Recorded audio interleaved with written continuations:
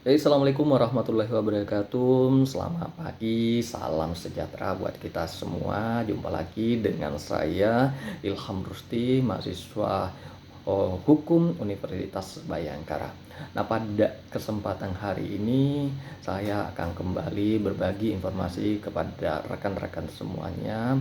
Informasi yang tak kalah pentingnya dan tentunya bermanfaat buat kita semua untuk meningkatkan pengetahuan kita bersama.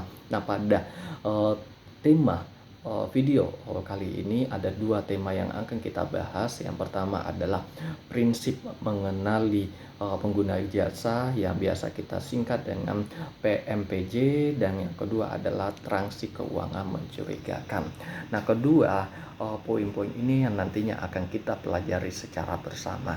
Ada beberapa hal penting yang harus kita pahami bersama. Yang pertama adalah bagaimana prinsip mengenali pengguna jasa PMPJ itu sendiri seperti apa, dan yang kedua dasar hukumnya dan serta praktik di lapangannya seperti apa. Nah, yang pertama adalah prinsip mengenali pengguna jasa atau yang sering disingkat dengan PMPJ. Kalau kita artikan, ini adalah merupakan kewajiban lembaga keuangan dan penyedia jasa keuangan lainnya untuk mengidentifikasi, yang kedua memverifikasi, melakukan pemantauan terhadap identitas dan kegiatan keuangan yang dilakukan oleh pengguna jasa mereka. PMPJ merupakan bagian dari KNY, Know Your Customer, yang lebih luas. Nah, apa sih yang menjadi dasar hukum dari prinsip mengenali jasa pengguna ini? Nah, tentunya ini sudah diatur dalam Undang-Undang Nomor 8 Tahun 2010 tentang pencegahan dan pemberantasan TPPU, dan juga ada diatur dalam POJK nomor 12 POJK 01 tahun 2017 tentang penerapan PMPJ bagi lembaga jasa keuangan. Kalau tadi sudah saya sampaikan bahwa dalam prinsip utama PMPJ, prinsip prinsip mengenali pengguna jasa, yang pertama itu adalah bagaimana lembaga keuangan itu mengidentifikasi. Nah, jadi di tahap identifikasi ini adalah bagaimana mereka mengetahui siapa pengguna jasa yang akan menggunakan layanan keuangan mereka. Dari identifikasi ini dapat diketahui dengan mengetahui namanya, alamatnya, terus ada NIK-nya ataupun NPWP serta dokumen-dokumen lain yang terkait. Nah, setelah diidentifikasi, prinsip yang kedua dari penerapan PMPJ ini adalah bagaimana memverifikasi, memastikan data yang diberikan atau data yang disiapkan oleh pengguna ini sesuai dengan identitas dan sesuai dengan fakta yang ada dengan dokumen yang sah. Nah, setelah sudah diverifikasi, maka dilakukan pemantauan, mengawasi transaksi pengguna secara berkelanjutan untuk mengidentifikasi atau mendeteksi adanya aktivitas yang tidak sesuai atau aktivitas yang mencurigakan. Nah, ini adalah masuk ke tahap prinsip pemantauan dalam penerapan PMPJ.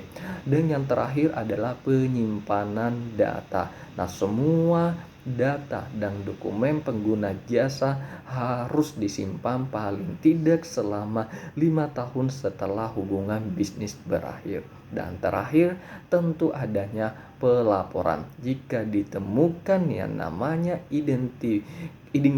indikasi mencurigakan atau aktivitas yang mencurigakan, maka wajib dilaporkan ke lembaga yang berwenang. Dalam hal ini adalah PPATK. Nah, bagaimana praktik PMPJ ini dalam lapangan? Nah, lembaga keuangan wajib menerapkan PMPJ dalam beberapa situasi. Yang pertama, saat memulai bisnis. Yang kedua, ketika transaksi di atas nominal tertentu dalam jumlah misalnya di atas 100 juta. Dan yang ketiga adalah jika ada transaksi tunai mencurigakan atau berisiko tinggi. Dan keempat adalah bila ada keuangan atau keraguan atau keakuratan data pengguna jasa. Nah, ketika kejadian-kejadian ini terjadi, maka harus menerapkan yang namanya praktik PMPJ. Nah, praktik PMPJ ini biasanya diterapkan di bank ketika bank melakukan permintaan identitas seperti KTP, NPWP, dan juga identitas lainnya. Dan juga ada perusahaan sekuritas dan juga pihak asuransi. Nah, itu adalah poin-poin penting yang perlu dipahami dalam memahami yang namanya prinsip mengenali pengguna jasa. Nah, yang kedua adalah terkait dengan transaksi keuangan mencurigakan (TKM). Nah, TKM sendiri adalah transaksi keuangan yang menyimpan dari profil, pola atau kebiasaan pengguna jasa atau memiliki indikasi terkait tindak pidana. Nah, ciri-ciri yang melekat pada transaksi keuangan mencurigakan ini, yang pertama adalah tidak konsisten dengan profil pengguna jasa. Terus yang kedua adalah terlalu rumit dan tidak memiliki tujuan ekonomi yang jelas. Dan yang ketiga adalah transaksi besar dalam waktu singkat tanpa alasan yang benar. Yang keempat adalah penggunaan pihak ketika tanpa alasan wajar dan indikasi adanya transaksi atau layering dalam pencucian uang. Nah, tentunya transaksi mencurigakan ini mempunyai landasan hukum.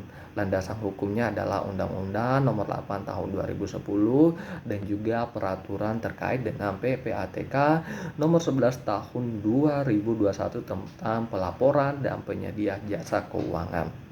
Nah, praktik TGM ini seringkali kita jumpai di lapangan, seperti seorang nasabah dengan penghasilan tetap tiba-tiba menerima dana miliaran rupiah. Misalnya seorang PNS yang sudah dipatok gajinya misalnya sekitar sebulan 10 juta, tetapi tiba-tiba dalam mendapatkan transaksi mencurigakan, mendapatkan transaksi 1 miliar, maka ini yang perlu kita waspadai, ada indikasi adanya transaksi mencurigakan dari sumber kejelasan keuangan itu yang tidak benar. Terus yang kedua bisa juga kita dapatkan dari praktik di lapangan seperti rekening sering digunakan untuk menerima dan mengirim uang dalam jumlah besar ke banyak pihak dalam satu waktu atau secara.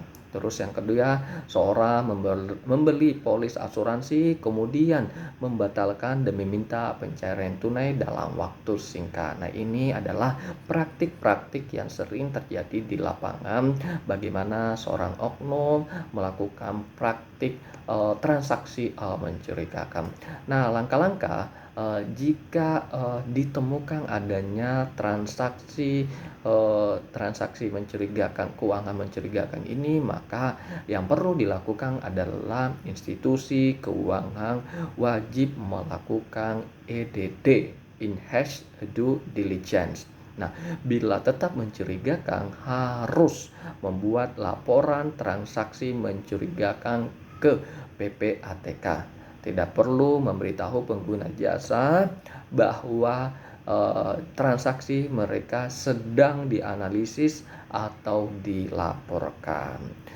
Nah, mungkin itu aja yang perlu kita pahami dari apa yang saya sampaikan hari ini. Ada dua subpoin penting. Yang pertama adalah terkait bagaimana prinsip mengenali pengguna jasa, dan yang kedua adalah transaksi keuangan mencurigakan.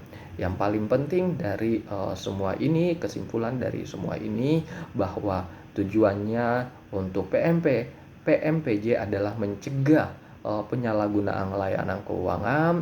Terus TKM transaksi keuangan mencurigakan ini adalah untuk mengidentifikasi transaksi ilegal.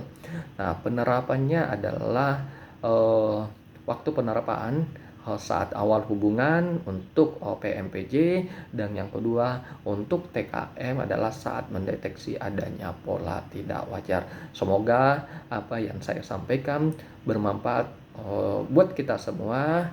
Wabillahi taufiq wal hidayah. Wassalamualaikum warahmatullahi wabarakatuh.